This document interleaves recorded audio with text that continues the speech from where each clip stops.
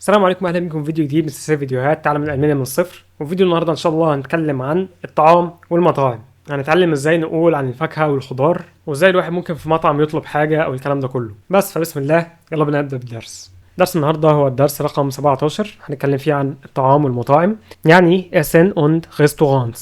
وتقريبا كلمه Restaurants متاخده من الفرنساوي، علشان كده نطقها فرنساوي اكتر من ما هو الماني. هنتكلم الاول عن الاطعمه الاساسيه، يعني Grundnahrungsmittel. Grundnahrungsmittel اللي هي الاطعمه الاساسيه. واول حاجه نتكلم عليها هو das Brot. das Brot اللي هو الخبز، العيش. الجمع بتاعها دي Brote. والبايشبيل ich esse Brot zum Frühstück. انا باكل عيش في الفطار. Frühstück يعني فطار. Das Brot. Das Brot. بعدين عندنا دير كيزة، الجبنة. دير كيزة الجمع بتاعها دي كيزة. والبايشبيل ich mag Käse auf dem Brot، يعني أنا بحب الجبنة مع الخبز أو على الخبز. Der Käse. Der Käse. بعدين عندنا das Fleisch. das Fleisch اللي هو اللحم. والبايشبيل isst kein Fleisch، هو لا يأكل اللحمة. isst يعني هو يأكل، وبعدين kein النفي. أخذنا كاين في درس النفي. isst kein Fleisch يعني هو لا يأكل اللحم. Das Fleisch. Das Fleisch. بعدين عندنا دير فيش. دير فيش يعني السمك. الجمع بتاعها دي فيشة. دي فيشة بنحط بس الايه في الآخر، زي das Brot هتبقى دي بروتة. والبايشبيل am Freitag essen wir Fisch، إن يوم الجمعة بناكل سمك. am Freitag essen wir Fisch. Der Fisch. Der Fisch. بعدين das Hähnchen. das Hähnchen يعني الدجاج. الجمع بتاعها دي هنشن. والبايشبيل ich möchte ein Hähnchen bestellen. ich möchte ein Hähnchen bestellen يعني أنا أريد أن أشتري. bestellen يعني يطلب. order يطلب. ich möchte ein Hähnchen bestellen أنا أريد أن أطلب فرخة أو دجاجة. Das Hähnchen. Das Hähnchen. عندنا بعدين das Ei. das Ei اللي هو البيض. والجمع بتاعها die Eier. die Eier. والبايشبيل ich esse gern Eier، أنا بحب آكل البيض. Das Ei. Das Ei. عندنا بعدين der Reis. der Reis يعني الرز. والبايشبيل wir essen Reis mit Hähnchen، نحن نأكل الرز مع الفراخ أو الدجاج. Der Reis. Der Reis. بعدين دي نودل. دي نودل اللي هي المكرونة. بايشبيل Kinder lieben Nudeln يعني الأطفال بيحبوا المكرونة. Die Nudeln. Die Nudeln. بعدين دي زوبة. دي زوبة يعني الشوربة. والجمع بتاعها دي زوبن. البايشبيل دي زوبة ist heiß، الشوربة تكون سخنة. Die Suppe. Die Suppe. هنا اتكلمنا عن الأطعمة الأساسية أو الجروندناhrungsmittel. هنتكلم دلوقتي عن الفواكه والخضروات. Obst und Gemüse. Obst und Gemüse. Obst يعني فواكه، Gemüse يعني خضار. Das Obst. das Obst يعني الفواكه. Obst ist gesund، الفواكه صحية. Das Obst. Das Obst. Das Gemüse. das Gemüse الخضروات. والبايشبيل Salat ist Gemüse يعني السلطة تكون خضروات. Das Gemüse. Das Gemüse. Der Apfel. der Apfel يعني التفاح. الجمع بتاعها دي Äpfel. والبايشبيل ein Apfel am Tag ist gut، تفاحة في اليوم كويسة، حاجة كويسة يعني. Der Apfel. Der Apfel. بعدين دي بانانة. دي بانانة الموز. والجمع بتاعها دي بانانن، بنحط ان في الآخر. والمثل Affen mögen Bananen. Affen يعني القرود. القرود بيحبوا الموز. Die Banane. Die Banane. بعدين دي توماتة. دي توماتة اللي هي الطماطم. الجمع بتاعها دي توماتن. والبايشبيل دي توماتة ist rot، الطماطم لونها أحمر. الترجمة الحرفية الطماطم حمراء. Die Tomate. Die Tomate. بعدين دي كارتوفل. دي كارتوفل البطاطس. الجمع بتاعها دي كارتوفلن، بنحط ان في الآخر. والبايشبيل ich esse gern Pommes. Pommes اللي هي البطاطس المقلية، اللي هي الفرنش فرايز، البطاطس المقلية. وهنا أوس كارتوفل اللي هي معمولة من البطاطس يعني. Die Kartoffel. Die Kartoffel. بعدين عندنا دير زالات اللي هي السلطة، والجمع بتاعها دي زالاتة. والبايشبيل ich möchte einen Salat. أنا أريد سلطة. Der Salat. Der Salat. تمام. مهم جدا نعرف أدوات التعريف، وزي ما انتم شايفين الدنيا ملخبطة كله داخل في بعضه، ولكن الحاجات دي بتتعرف بالحفظ وبالقواعد اللي اتكلمنا عليها في درس أدوات التعريف في الأول، اللي هي كان فيه قواعد كده بتخلينا نعرف 70 ل 75% بنعرف نخمن أداة التعريف صح، والكلام ده أخدناه في درس أدوات التعريف. اللي مشافش الفيديو ممكن يروح يشوفه. اتكلمنا عن نهايات زي مثلا في هنشن التشن في الآخر ديت بتاخد معاها داس وحاجات زي كده، فالحاجات دي ممكن تفيد علشان تساعد الواحد إنه يخمن أدوات التعريف صح. نيجي بعدين للمشروبات اللي هي جدرينكه. نبدأ الأول بداس فاسا اللي هي المية الماء. Ich trinke viel Wasser. أنا أشرب الماء كثيرا. Das Wasser. Das Wasser. Der Kaffee القهوة. الجامعة بتاعها دي كافيز. البايشبيل am Morgen trinke ich einen Kaffee. في الصباح بشرب أنا قهوة. Der Kaffee. Der Kaffee. بعدين der Tee اللي هو الشاي. الجامعة بتاعها دي تيز. والبايشبيل möchtest du einen Tee؟ ده سؤال، هل تريد شاي؟ möchtest زي ما قلنا ما بنبدأ بفعل بتكون جملة استفهامية. Der Tee. Der Tee. دي ميلش اللي هو الحليب. Kinder trinken Milch الأطفال بيشربوا الحليب. Die Milch. Die Milch. Der Saft العصير. Der Saft. الجامعة بتاعها دي زفت. والبايشبيل ich trinke gern Orangensaft. أنا بحب أشرب عصير البرتقال. أورانجن برتقال وبعدين زفت عصير، فكل مشاريب نفس الشكل كده اللي هو ممكن نقول أبفل زفت يعني عصير تفاح. وزي ما قلنا برضو في دروس فاتت إن أداة التعريف بتكون حسب الكلمة التانية، يعني هنا عندنا دير زفت، فأداة التعريف بتاعت أورانجن زفت هتكون دير لأن كلمة زفت هي الكلمة الأخيرة في الكلمة عندنا هنا، فأورانجن زفت أبفل زفت أيا يكن العصير هيكون أداة التعريف بتاعته دير. داس بيا اللي هي البيرة، ربنا يبعدها عنا يا رب. دي بيغة الجامعة بتاعها. والبايشبيل in Deutschland trinkt man viel Bier. في ألمانيا الإنسان بيشرب الكثير من البير، ربنا يحفظنا. Das Bier. Das Bier. نيجي بعدين لأماكن التسوق. أماكن التسوق يعني Orte zum Einkaufen. Orte أخدنا كلمة Ort قبل كده يعني مكان، والجامعة بتاعها Orte بنحط ال اللي في الآخر. zum Einkaufen يعني ليه Einkaufen للتسوق. فعندنا دي سوبرماركت اللي هو السوبر ماركت، الجامعة بتاعها دي سوبرماركت. والبايشبيل wir kaufen Gemüse im Supermarkt يعني احنا بنشتري الخضار. Gemüse اللي هي das Gemüse، بنشتري الجيموزة من السوبرماركت. Der Supermarkt. Der Supermarkt. بعدين عندنا كلمة der Markt اللي هو السوق. في فرق بين السوق العادي والسوبر ماركت. السوق عادي زي الكشك الصغير محل صغير، والسوبر ماركت اللي هو المحل الكبير. وزي ما قلنا برضو هنا ان دير ماركت هي الكلمة التانية في سوبر ماركت، يعني هنا السوبر ماركت الكلمة التانية بتاعتها ماركت، فأداة التعريف بتكون دير زي كلمة دير ماركت هتكون هنا برضو دير سوبر ماركت. وحتى في الجامعة دي ميركت زي ما انتم شايفين هتكون دي سوبر ميركت، سوبر زي ما هي والجمع بيكون للكلمة التانية. تمام. زي هنا برضو لو عايزين نجمع عصاير البرتقال هتكون أورانجن زي ما هي متختلفش، وبعدين الجمع بيكون على الكلمة التانية اللي هي زفت هتكون زفت، هتكون أورانجن زفت. Auf dem Markt gibt es frisches Obst يعني في السوق في فواكه فريش، فواكه بتكون لسه طازة يعني. Der Markt. Der Markt. عندنا دير بيكا يعني الخباز أو المخبز، وفي كلمة تانية برضو دي بيكاغاي اللي هو المخبز، الجمع بتاعها دي بيكا. وإيش كاوفه بروت بايم بيكا يعني أنا بشتري الخبز من المخبز أو الخباز. Der Bäcker. Der Bäcker. بعدين عندنا كلمة دير ميتسكا واللي هو الجزار، والجمع بتاعها دي ميتسكا. إير كاوفت فلايش بايم ميتسكا هو يشتري اللحمة من الجزار. Der Metzger. Der Metzger. عندنا في الآخر هنا شوية عبارات مفيدة. نوتسليشة زيتسة يعني شوية عبارات مفيدة. لما أحب أقول مثلا أنا جعان Ich habe Hunger. Ich habe Hunger. Ich habe Hunger. Ich habe Hunger. عايز أقول أنا عطشان Ich habe Durst. ich habe Durst. Ich habe Durst. بعدين لو عايز اقول انا عايز اطلب ich möchte bestellen. ich möchte bestellen. Ich möchte bestellen. Ich möchte bestellen. لما اكون مثلا موجود في المطعم وعايز اطلب الحساب die Rechnung bitte. die Rechnung bitte.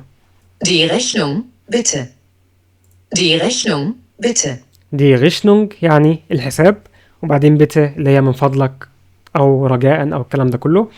was kostet das لما احب اسال عن حاجه السعر بتاعها was kostet das. Was kostet das? Was kostet das? ich mag Pizza. ich mag Pizza يعني انا احب البيتزا. Ich mag Pizza. Ich mag Pizza. وهنا في مثل لو عايز اقول ان انا ما بحبش حاجه زي ما اخدنا في درس النفي ich mag keinen Fisch. انا احب وبعدين keinen للنفي يعني لا احب وفيش السمك. عندنا بعدين ich esse gern Pasta.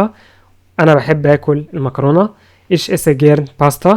وعندنا مثل تحت هنا لما احب اقول ما بحبش حاجه ich trinke nicht gern Bier. ich trinke nicht gern Bier يعني انا لا احب شرب البير. ich trinke nicht gern Bier. Ich esse gern Pasta. Ich esse gern Pasta. اخر حاجه das schmeckt gut يعني ده طعمه جميل. das schmeckt gut. ولو عايز اقول ان الحاجه دي طعمها مش حلو ممكن اقول das schmeckt nicht. das schmeckt nicht. das schmeckt nicht يعني طعمه مش حلو. Das schmeckt gut. Das schmeckt gut. هي اساس الجمله مثلا ان das schmeckt nicht gut ولكن بنختصرها das schmeckt nicht. تمام يعني ما بحبش الحاجه ديت او طعمها مش حلو. نيجي بعدين لمحادثه واقعيه في المطعم im Restaurant للنادل اللي هو الكلنر نادل والجاست اللي هو الجست اللي هو الشخص اللي جاي يطلب. الكلنر النادل بيقول جوتن ابند يعني مساء الخير.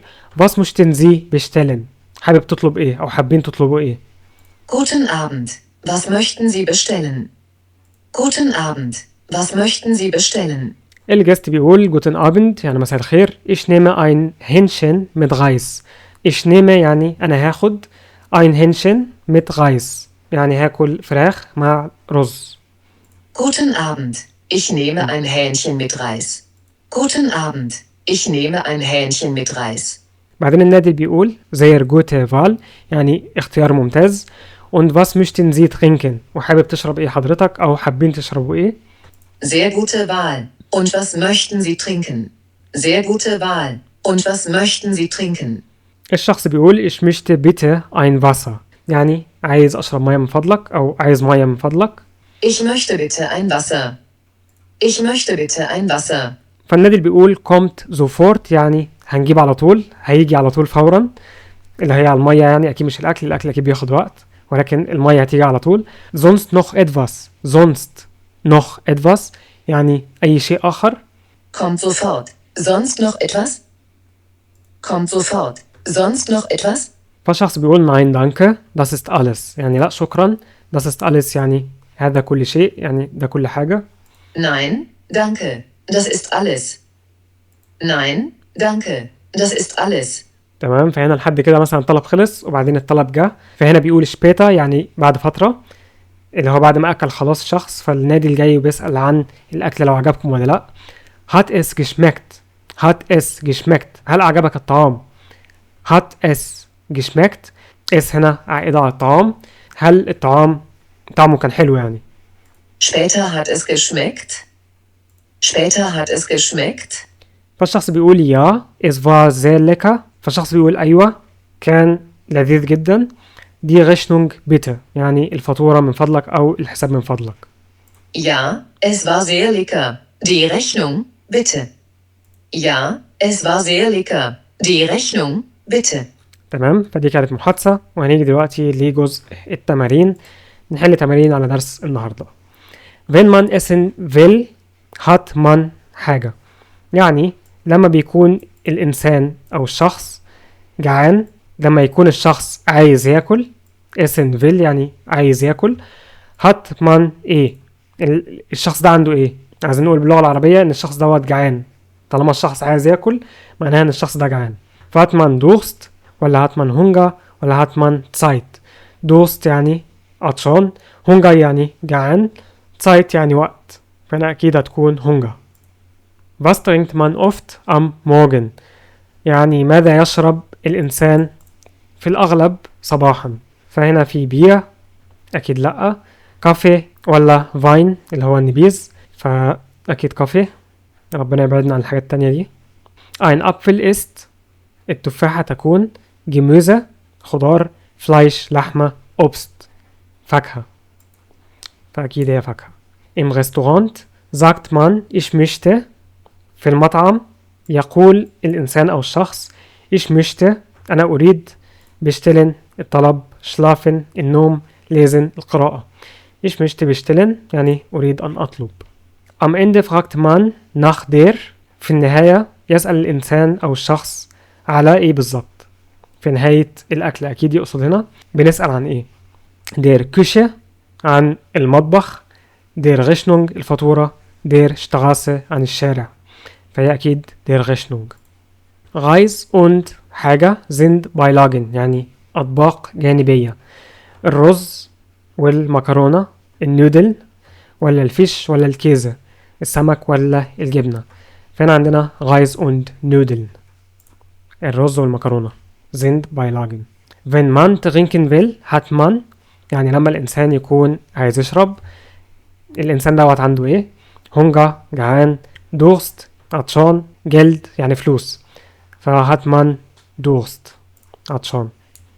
eine Tomate ist، الطماطم تكون Obst، فاكهة، Gemüse، خضار، Brot، خبز، فهي أكيد ist Gemüse. ich حاجة gern Pizza، esse أنا آكل، أنا أشرب، ich trinke، ich habe يعني أنا أملك، فهي ich esse gern Pizza يعني أنا أحب أن آكل البيتزا. ich esse. eine Banane ist gelb und، eine Banane يعني الموزة، ist gelb يعني صفراء، und إيه gesund يعني صحية، und heiß ساخنة، und kalt باردة، فهي und gesund. طبعا هتنفع برضه kalt und kalt باردة، ممكن تكون باردة الله أعلم، أو ممكن تكون سخنة، ولكن أنا أكيد المقصد إن الموزة صحية. man isst Suppe mit einem، يعني الإنسان بياكل الشوربة، هنا مش بيشرب، بياكل الشوربة. بياكلها بإيه بالظبط؟ بياكلها بالمسا، مسا يعني سكينة، لوفل، لوفل يعني ملعقة، وجابل، جابل يعني شوكة. ما خدناش الكلام دوت النهاردة، ولكن مش مشكلة نعرفها هنا من التمارين. مسا يعني سكينة، لوفل يعني ملعقة، جابل يعني شوكة. أكيد واحد بيشرب الشوربة باللوفل، بالملعقة. was sagt der Kellner، يعني ماذا يقول النادل. was möchten Sie bezahlen، ماذا تريدون أن تدفعوا. was möchten Sie bestellen، ماذا تريدون أن تطلبوا. was möchten Sie schlafen، ماذا تريدون أن تناموا. جملة غريبة جدا، فهي أكيد was möchten Sie bestellen، النادل بيسأل حابين تطلبوا إيه. ich möchte حاجة Orangensaft trinken، ich möchte وبعدين أداة النكرة مع Orangensaft trinken.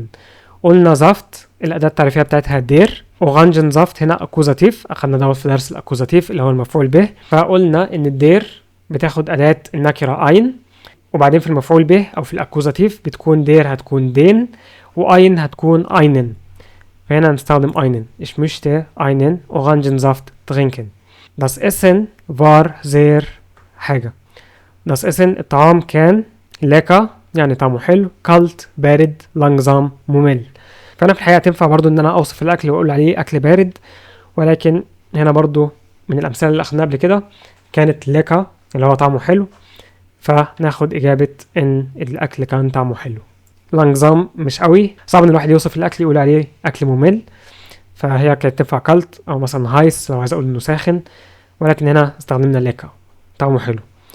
بروت كاوفت مان بايم، بروت العيش، يعني الإنسان بيشتري العيش من فين. بيكا المخبز أو الخباز، ميتسكا اللي هو الجزار، أرتست اللي هو الطبيب، فأكيد من البيكا المخبز أو من الخباز.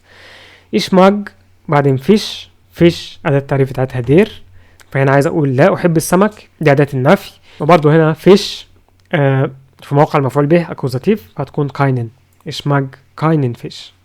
was kostet بعدين كافي، was kostet كافي، كافي أداة التعريف بتاعتها دير، فهنا زي ما هي was kostet كافي. was kostet der Kaffee يعني كم يكلف كوباية القهوة يعني. der Kaffee.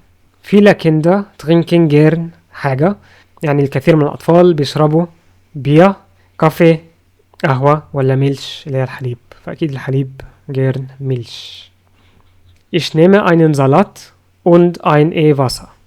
ich nehme يعني أنا هاخد einen Salat سلطة und ein حاجة مية، عايز أقول كوباية مية، فجلاس واسر كوباية مية، تاسة فنجان، فتاسة كافي ممكن تنفع إن الواحد لو عايز يقول فنجان قهوة تاسة كافي.